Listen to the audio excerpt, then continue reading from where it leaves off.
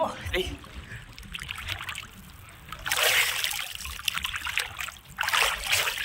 এখন কিরকম অবস্থা দেখুন। ওরে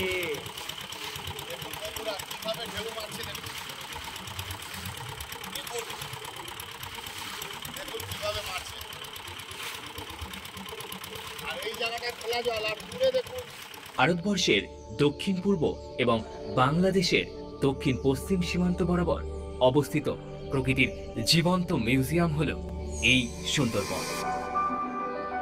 প্রায় 10,000 বর্গ কিলোমিটার জুড়ে বিস্তৃত পৃথিবীর সর্ববৃহৎ এই ম্যানগ্রোভ অরণ্য 1987 খ্রিস্টাব্দে ইউনেস্কো বিশ্ব ঐতিহ্যবাহী স্থান হিসেবে স্বীকৃতি লাভ করেছে।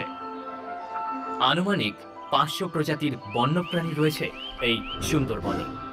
এই প্রথমবার আমার নৌকো নিয়ে আমি এরকম জায়গায় আসতে পারবো আমি কখনো ভাবিনি, আর বুঝতেও পারিনি যে চলে আসবো। শুধু মনের জোর নিয়ে এই জায়গায় চলে এসেছি আজকের নৌকো নিয়ে, পুরো একদম জলরাশি ভরা একদম বঙ্গোপসাগরে চলে এসেছি আমরা।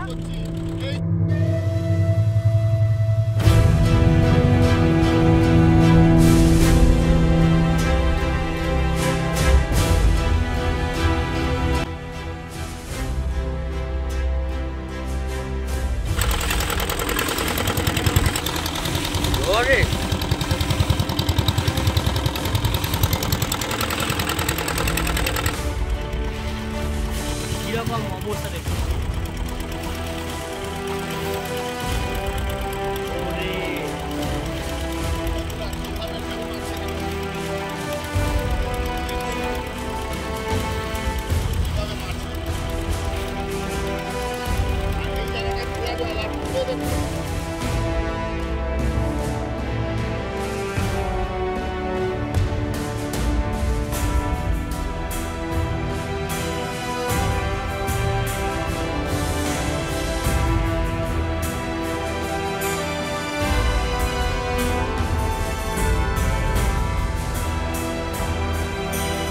আমরা যাচ্ছি এখন গোবর্ধনপুর সি বিচের দিকে, যেখানে আমরা স্নান করব এবং বালুচরের মধ্যে উঠবো, আর আপনাদের পুরো দেখাবো।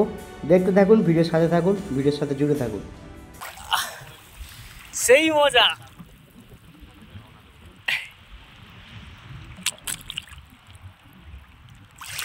ঢেউটা তুলে নিচ্ছে। এই হচ্ছে গোবর্ধনপুর সি বিচ, আর আমরা এসছি এখানে। এই হচ্ছে আমাদের সেই ডিঙি নৌকো। এই নৌকো নিয়ে সি বিচে এসছি। কেমন লাগছে বলো? দাদা ডুব মারলো ওই ক্যামেরা নিয়ে। দারুণ! কেমন লাগছে বলো? দারুণ লাগছে কিন্তু আজকে। সেই মজা না? সেই মজা। আমি একটু ডুব দেবো এই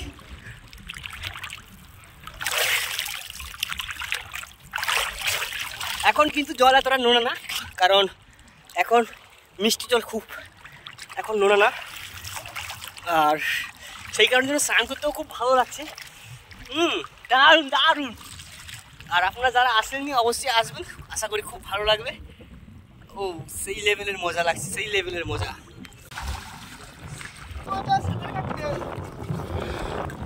ভাই এটা কোন জায়গা একটু বলে দাও? এটা হচ্ছে গোবর্ধনপুর সি বিচ, সুন্দরবনের শেষ সীমানা, বঙ্গোপসাগরের শুরু, ওদিকে আছে বাংলাদেশ।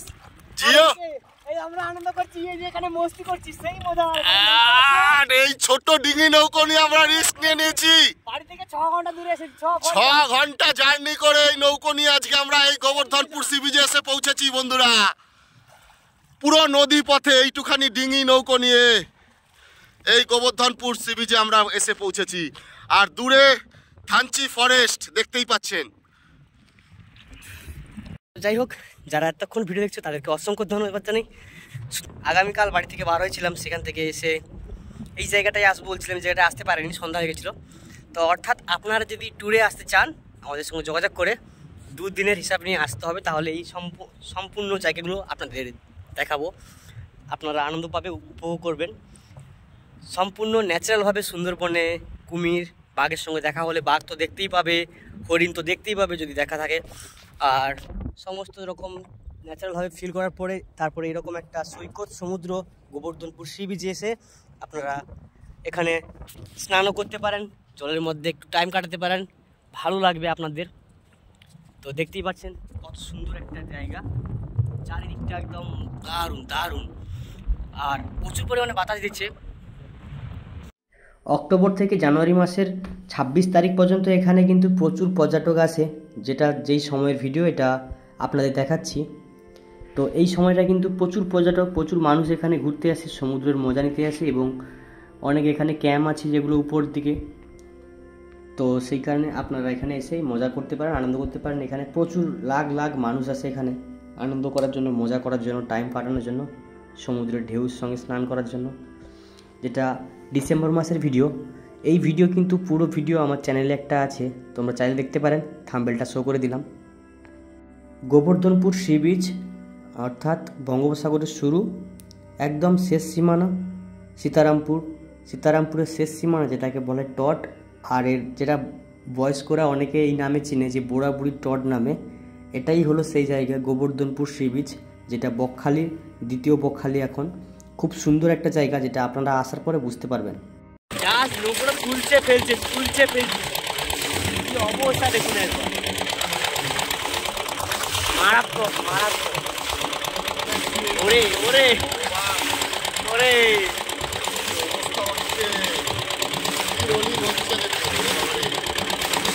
সেই রকম লেভেলের। হ্যাঁ, তো আমার কিছুটা দূরে ওদিকে বিচিয়াডা আছে এবং কলস আছে। সব সময় জন্য বাঘ, সব সময় জন্য রয়্যাল বেঙ্গল টাইগার দেখা যায়। আর ওপার থেকে বাঘ পাড়িয়ে কিন্তু নদীর এপারে আসে, এই জঙ্গলগুলোয় আসে, আর এখানে থাকে বাঘ। আমরা এই মুহূর্তে স্নান টান করে রেডি হয়ে একদম নৌকো নিয়ে বাড়ির দিকে রওনা দিচ্ছি। ইঞ্জিন চলছে আপন গতিতে, আর নৌকা যাচ্ছে এখন বাড়ির দিকে।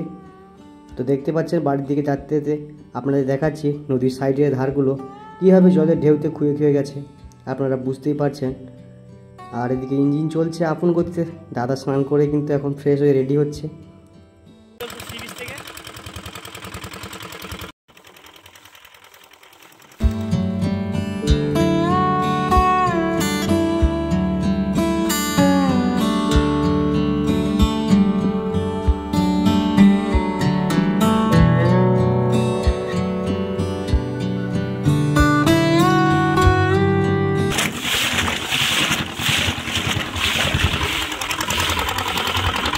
জলে ভিজে যাচ্ছে।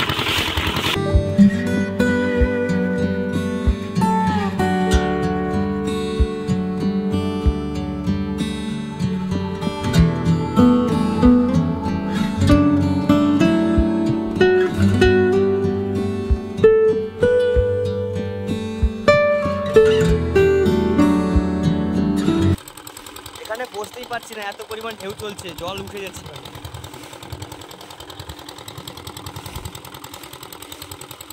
কি হচ্ছে বুঝতে পারছেন তো আপনারা? এই যে দেখুন, ঢঞ্চি, আর আমরা ঢঞ্চি ফয়েস্ট সব গেছিলাম ওদিকে। আর এই গোবর্ধনপুর সি বিচ, এদিক থেকে আমরা ওই টাকা ঘুরে ওদিকে চলে গেছিলাম সমুদ্রের দিকে। আর কাকার নৌকো আছে এইদিকে সামনেই আছে, তো অনেকটা দূরে, এখান থেকে প্রায় আধা ঘন্টা দূরে আছে।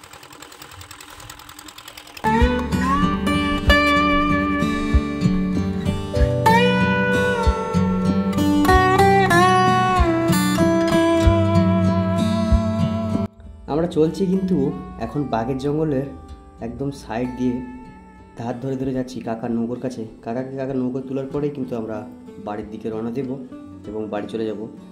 এটা আমাদের পরপর 3টে ভিডিও আপলোড হলো, বাঘের জঙ্গল এবং কুমিরের খাড়ি নিয়ে, গোবর্ধনপুর সি বিচ নিয়ে। যারা এর আগের ভিডিওগুলো দেখোনি অবশ্যই গিয়ে দেখতে পারো, থাম্বনেলগুলো আমি পরপর শো করে দিলাম। প্রথম কুমিরের ভিডিও, তারপরে বাঘের জঙ্গলের ভিডিও, তারপরে স্নানের ভিডিও। তো আপনারা চাইলে দেখতে পারেন ভিডিওগুলো, অবশ্যই আশা করি ভালো লাগবে। টোটাল 2 দিনে 3টে ভিডিও আমরা কমপ্লিট করলাম। আর এই মুহূর্তে কাকার নৌকোর কাছে চলে আসলাম।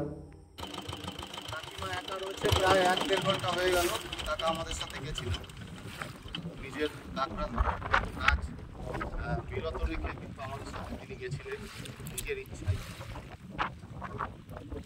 সেই জন্য কাকাকে এখন আমরা কাকার গন্তব্যে ছেড়ে দিয়ে আমরা কিন্তু এখন আস্তে আস্তে আমাদের বাড়ির দিকে প্রস্থান করব। কাকিমা দিকে ঘুমিয়ে গেছে। কাকিমা অনেকক্ষণ হয়ে গেল কাকাকে নিয়ে গেলাম, আপনি একা একা রয়েছেন এই জঙ্গলের মাঝে। বাপরে বাপ, রান্না বান্না হয়ে গেছে তোমার, তোমরা খাওয়া দাওয়া করো। হয়ে গেছে। ভাই উঠছে। নম্বর নিয়েছিস? হ্যাঁ নম্বর নিয়ে নিচ্ছি। ঠিক আছে তাহলে আসছি কাকিমা। থাকাও তাহলে খাওয়া দাওয়া করে যাও। খাওয়া দাওয়া করবো না, আমরা মুড়ি খেয়েই বাড়ি যাবো। ঠিক আছে, ভালো থাকবেন, সাবধানে থাকবেন। না কাকা, অন্য একদিন আসবো, খাওয়া দাওয়া হবে খানে। হুম। আসছি কাকা তাহলে, হ্যাঁ টাটা কাকা, টাটা। পরে একদিন আসবো আমরা, তখন আমাদের নৌকে খাওয়া দাওয়ার ব্যবস্থা নিয়ে আসবো। ঠিক আছে, ভালো লাগলো কাকা আপনার সাথে পরিচয় করে। আমাদের বড় নৌকা নিয়ে আসলে বড় নৌকা খাওয়া দাওয়া করবো, সব ডাকবো একদিন। আপনার মতো হুম। একজন মানুষের সাথে, খুব ভালো মনের মানুষ। দুর্গম একটা মানুষের সাথে সত্যি এতক্ষণ কাটাতে পারলাম, এটাই একটা বিশাল ব্যাপার। দারুণ দারুণ। কোন ভয়ঙ্কর খাড়ির সামনে ওনারা নৌকো লাগিয়ে দাঁড়িয়ে আছে, একবার ভাবুন। ঠিক আছে চলো আমাদের স্টার্ট দিই, যাই।